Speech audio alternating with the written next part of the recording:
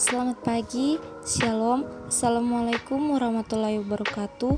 Perkenalkan, nama saya Karen April Kanarang, tingkat 1 dengan NIM 711540121003, Prodi D3 Kebidanan.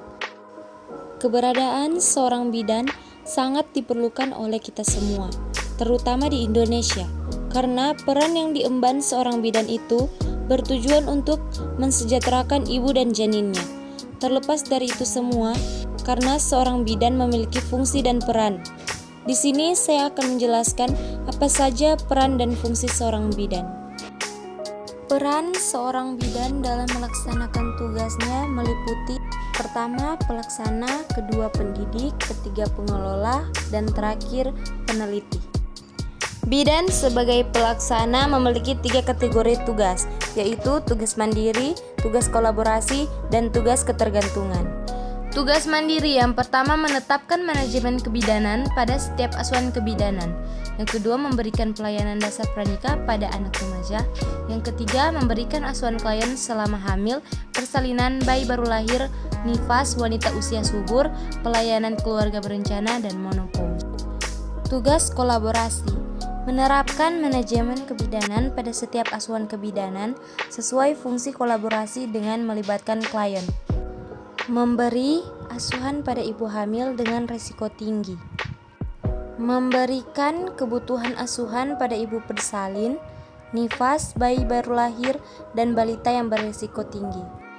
Ketergantungan menerapkan manajemen kebidanan pada setiap asuhan, memberikan asuhan kebidanan melalui konsultasi serta rujukan pada masa kehamilan, persalinan, masa nifas, bayi baru lahir, serta kelainan pada anak balita. Peran pengelola: pertama, mengembangkan pelayanan dasar kesehatan di wilayah kerja. Kedua, berpartisipasi dalam tim sektor melalui dukun bayi, kader kesehatan, serta nakes lainnya. Peran pendidik: memberikan pendidikan dan penyuluhan kesehatan pada klien. Peran pendidik: melatih dan membimbing kader. Peran peneliti: yang pertama, mengidentifikasi kebutuhan investigasi. Kedua, menyusun rencana kerja pelatihan. Ketiga, melaksanakan investigasi sesuai rencana. Keempat, mengelola data hasil investigasi. Kelima, menyusun laporan hasil investigasi. Keenam, memanfaatkan hasil investigasi. Tidak hanya memiliki peran, seorang bidan juga memiliki fungsi. Berikut ini fungsi seorang bidan. Fungsi peran bidan. Fungsi bidan pelaksana mencakup melakukan bimbingan dan penyuluhan kepada individu, keluarga, serta masyarakat, khususnya kaum remaja pada masa praperkawinan. Lakukan asuhan kebidanan untuk proses kehamilan normal, kehamilan dengan kasus patologis tertentu, dan kehamilan dengan risiko tinggi.